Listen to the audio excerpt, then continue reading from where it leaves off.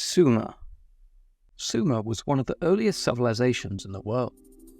It flourished in the southern part of Mesopotamia around 4500 BC. The rise of urban centers by 3200 BC allowed the Sumerians to develop cuneiform.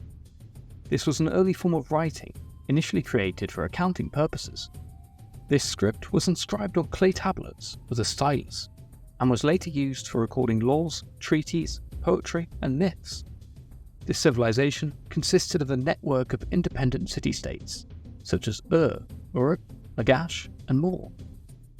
These cities were among the first to practice intensive year-round agriculture along the fertile but rather unpredictable Tigris and Euphrates rivers. The Sumerians are also noted for constructing ziggurats. These were massive, terraced structures that served as temple complexes, the most famous of these being the ziggurat of Ur. Just like the ancient Egyptians, the Sumerians were polytheistic, worshipping more than 3,000 Mesopotamian gods and goddesses. The Sumerian civilizations thrived until 2334 BC, when Sargon of Akkad united the Sumerian city-states under his empire. C-tier. The Akkadian Empire. The Akkadian Empire was the world's first empire, whereby a group of states, countries, or people were ruled over by a single monarch, oligarchy, or state. As mentioned, Sargon of Akkad is credited with unifying the city-states of Sumer. However, he also extended his new empire northward to include other parts of Mesopotamia and Syria. The Akkadians are thought to have originated from northern Arabia or southeastern Syria, but it should be noted, no one knows for sure. What was implemented was an organized bureaucratic system and a centralized administration. They used Akkadian as the official language, which helped to unify the diverse groups within the empire. The empire lasted for 180 years before its eventual fall. But what's interesting to note is later Assyrian and Babylonian languages are in fact dialects of Akkadian. Its decline is commonly linked to a variety of factors, but the most important was drought and the shifting of riverbeds. This impacted agriculture, leading to economic problems, internal rebellions, and external invasions. Okay, so it's gotta be a B tier. Ancient Egypt. The ancient Egyptian civilization developed along the river Nile. Unlike the Tigris and Euphrates rivers of Mesopotamia, the Nile's annual inundation was relatively reliable, and the floodplain and delta were very fertile. The calmness of the river also facilitated excellent trade and transportation networks. Egypt was also perfectly located in terms of defense. Crossing a desert to invade someone is rather difficult. Egypt being surrounded by desert meant it was relatively safe from external threats. Ancient Egypt was ruled by a pharaoh, who was believed to be a godlike king with absolute authority. The society was stratified with the pharaoh and the nobility at the top, followed by priests, scribes, artisans, and peasants. Religion played a central role in Egyptian life, with elaborate rituals and a complex pantheon of gods and goddesses. Ancient Egypt made significant contributions to art, architecture, mathematics, medicine, and literature, all of which stand as a testament to the advanced engineering and organization skills. The Egyptians are best known for their monumental architecture, like the pyramids, temples, and obelisks. And let's not forget about the hieroglyphic writing system. The civilization began around 3100 BC with the pastel of Namar, a stone tablet which depicts its unification. The civilization lasted all the way up until its annexation by the Romans in 30 BC. Because of this, it's absolutely an S tier. Babylon. Babylon began as a small city settlement around 2300 BC. The city's strategic location along the Euphrates allowed it to become a key commercial and political hub in the ancient world. It emerged as a significant city-state with the rise and rule of Hammurabi. Hammurabi proclaimed one of the first and most complete written legal codes, known as Hammurabi's Code. This set of laws detailed a wide array of topics, from property rights and contracts to duties and criminal punishment.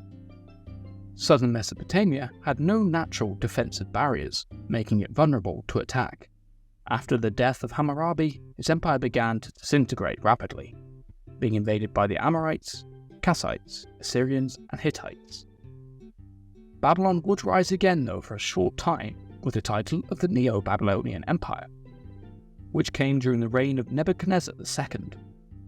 He is credited with the creation of grand temples and palaces, such as the Hanging Gardens and the Ishtar Gate. Babylon's power would not last though, as in 539 BC, the might of the Achaemenid Empire arrived. The city of Babylon gradually lost its importance. The city declined so much that it was eventually abandoned. D tier. The Achaemenid Empire. The Achaemenid Empire was massive.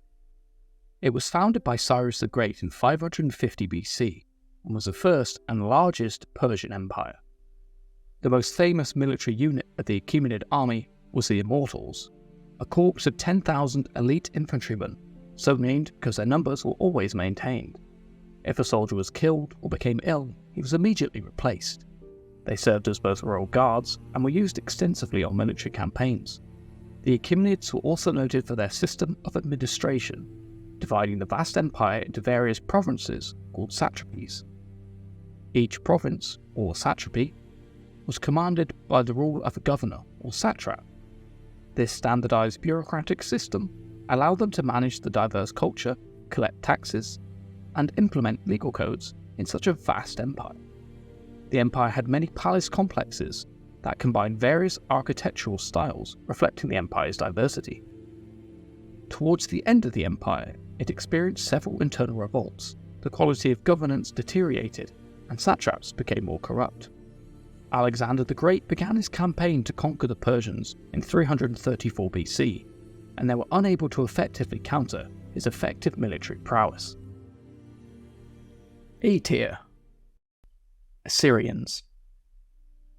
For thousands of years, the Assyrians and Babylonians fought between the rivers Tigris and Euphrates. The Assyrians created an empire that lasted in various forms. The Assyrians are often credited with being the first to use iron in their weapons, but they also developed advanced siege techniques, including the use of battering rams and siege towers. Within their palaces, the Assyrians crafted sculptures and artworks, depicting detailed and often vivid scenes of hunting, battles, and victories. They portrayed themselves as brutal conquerors and eagerly recorded their military accomplishments. They were happy to broadcast this reputation because the more people feared them, the easier it was to win battles. However, their brutal nature wasn't much different than other empires at the time.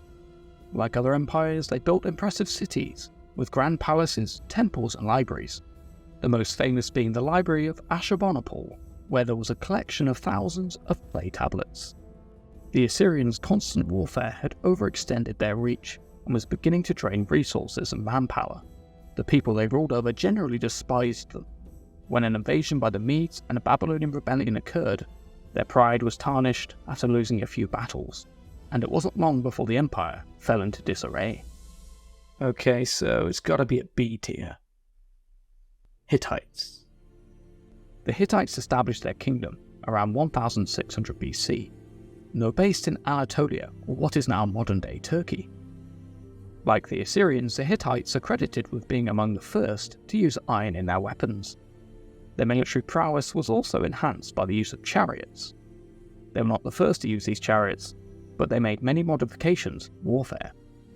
But something that should be noted is the Hittites were also skilled diplomats. One of their most famous achievements in diplomacy is the Treaty of Kadesh with Egypt, and this is often credited as one of the earliest known peace treaties.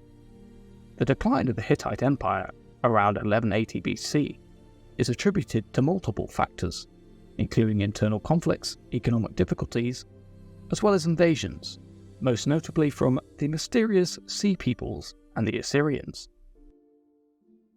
C tier. The Indus Valley Civilization. The Indus Valley Civilization, also known as the Harappa Civilization, was one of the world's earliest urban cultures. Alongside those of Mesopotamia and ancient Egypt, it flourished in the fertile basins of the Indus River. It was renowned for its advanced urban planning and architecture. Cities like Harappa and Mohenjo-Daro featured grid-patterned streets, brick buildings, a centralized water management system, and excellent drainage facilities. The people were also skilled craftsmen known for their beadwork, woodworking, pottery, and metalworking. We know that they traded with Mesopotamia, as evidenced by the Indus seals found there.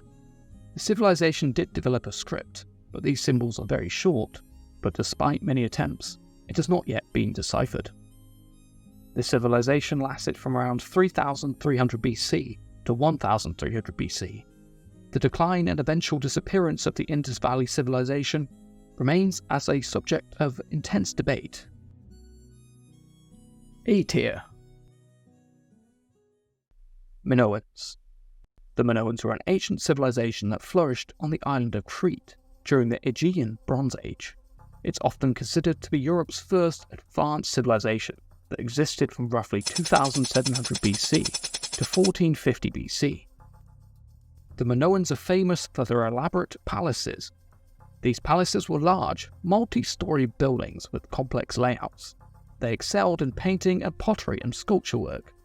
But what's also important is they were skilled sailors and traders, managing to establish extensive trade networks across the Mediterranean. The elites played a significant part in these networks. Rulers often exchanged gifts with each other. In Crete, there are depictions of monkeys and cats from Egypt, and there are even Minoan pots found in Egyptian tomb paintings.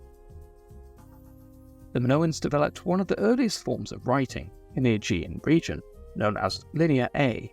One of the major problems when studying the Minoan civilization, though, and this script, is the fact that no one's been able to decipher the language. So we don't really know much about them. What we can theorize, though, is their decline and eventual disappearance. The first is there was a massive volcanic eruption on the island in 628 BC. This is thought to have caused significant damage to Crete and the surrounding areas.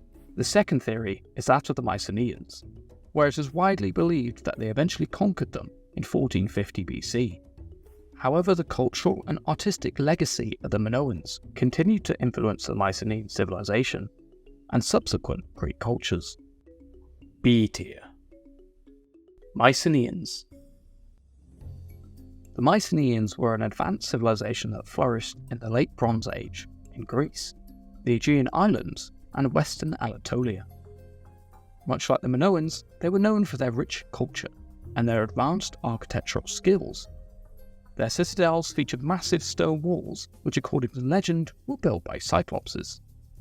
They also constructed a complex array of palaces, fortifications, and tombs. They developed what we know as Lydia B, an early form of Greek writing, used primarily for administration and economic purposes. Much like the Minoans, the Mycenaeans were active traders. Their commercial network spanned the Mediterranean, evidenced by the Mycenaean goods found in Egypt, Italy, Anatolia, and the Levant. Militarily, the Mycenaeans were formidable. They are believed to have played a major role in the legendary Trojan War that occurred around the 12th century BC. The decline of the Mycenaeans around 1100 BC is part of a broader phenomenon known as the Late Bronze Age collapse. The so-called Sea Peoples were a group of maritime invaders who were a destabilizing force during the time. They may have attacked and raided Mycenaean cities, contributing to their downfall. Whatever the reason for their downfall, the Mycenaeans left a lasting legacy, as much of Greek mythology is rooted in this civilization. E tier.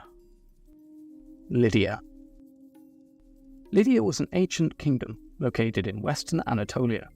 Its distinctive culture and economic system began to emerge after the Late Bronze Age collapse. The kingdom expanded significantly during the 7th century BC, predominantly because Lydia was notably rich in natural resources like gold and silver. What the kingdom is most known for, though, is its invention of coinage. This innovation marked a revolutionary development in economic history, and would be adapted by every major empire after it. These first coins were made from a natural alloy of gold and silver, and they were stamped with official marks to certify their authenticity. The fall of the kingdom of Lydia and its kings came with the conquest of Cyrus the Great in 546 BC. Okay, so probably a C tier. The Mayans. The Mayan civilization is one of the most dominant societies of Mesoamerica. It developed in several stages. Their achievements include many great advancements in writing, art, architecture, astronomy and mathematics. The Maya developed the Mayan hieroglyphs and was used to record historical events, astronomical observations, and rituals. They were advanced in mathematics and notably invented the concept of zero, independent of Asia and Europe. Much like the ancient Egyptians, the Maya built grand pyramids and palaces. What's even more interesting is, unlike every other major early civilization, the Mayans did not have their spawn point on a river. Instead, they relied heavily on the flooded mouths of underwater caves. But they also built water reservoirs to collect water during the rain season. The decline of the Maya is one of the great mysteries of archaeology, and there are several theories. It's important to note that while many cities were abandoned, the Mayan culture itself did not disappear. Because of this, A tier. Qin Dynasty. The Qin Dynasty, often called the Qin Empire, was the first imperial dynasty of China. Qin Shi Huang managed to conquer the warring states into a single empire, creating a unified Chinese state, with himself as the first emperor.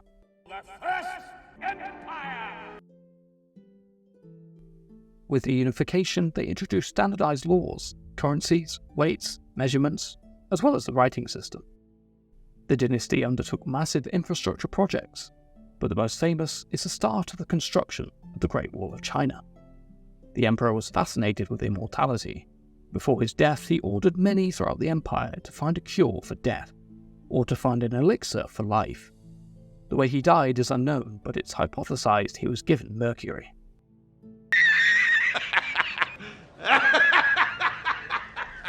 The emperor's mausoleum, guarded by the famous terracotta army, is another remarkable legacy of the Qin dynasty.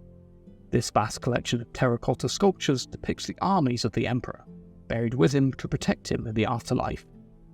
The oppressive government led to widespread dissatisfaction among the people, including the peasants, who bore the brunt of heavy taxes and forced labour. The sudden death of the emperor left a power vacuum. His son was an ineffective leader, and infighting among officials and advisors led to chaos and the loss of authority. Despite its brief duration, the Qin dynasty's impact on Chinese history and culture was profound and lasting. F tier.